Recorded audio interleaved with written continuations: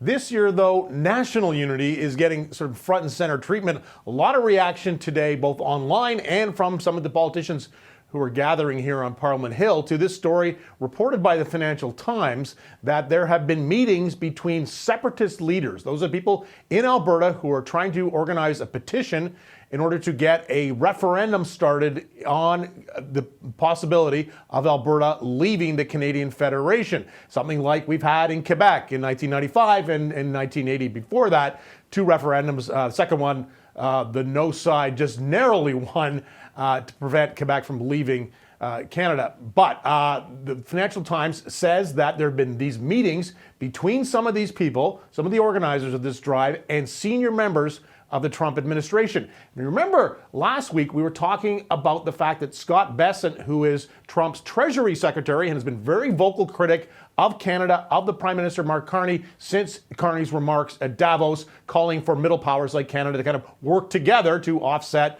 the hegemony of, that is the use of their economic and military power by the United States to sort of exert its will around the world. Trump didn't like it, and now members of his cabinet are going out there and saying that this is happening. And of course, Bessent talked about, in those comments, he's hearing rumors about separatism in Alberta. Of course, it's not rumors. You can turn on the news and listen to any reporting from Alberta. This is a thing that's happening now. The level of support seems to be low, but this has really angered a lot of folks online and some of the premiers as well, you'll hear from in a moment, who are not happy about the idea that these people are going down there and essentially asking the Trump administration for help getting Alberta to leave Canada. And they've apparently, according to some of this reporting, have asked for a $500 billion US line of credit to help Alberta should it leave Canada, to kind of keep the lights on in that interim period as it tries to establish itself as, presumably, a sovereign nation.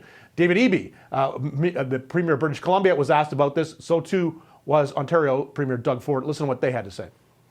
Now, I understand the desire to hold a referendum to talk about the issues you want to talk about in Canada. We got free speech, that's important. But to go to a foreign country and to ask for assistance in breaking up Canada, there's an old-fashioned word for that, and that word is treason. It is completely inappropriate to seek to weaken Canada, to seek to go and ask for assistance to break up this country. I don't know about treason. It's unacceptable. It's unethical. I'm a little disappointed that they've done this, but this is an opportunity for Premier Smith to stand up and say enough is enough.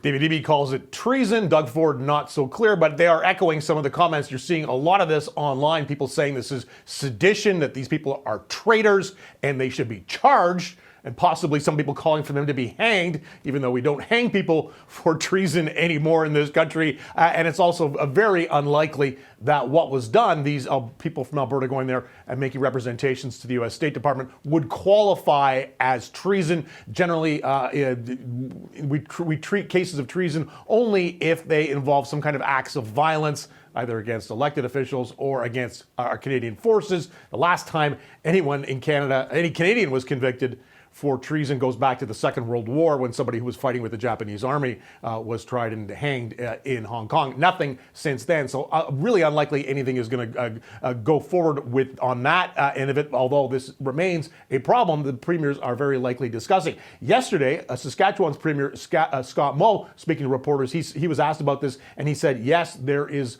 even some separatist sentiments in his province in Saskatchewan, but Moe didn't think it was a particularly pressing concern.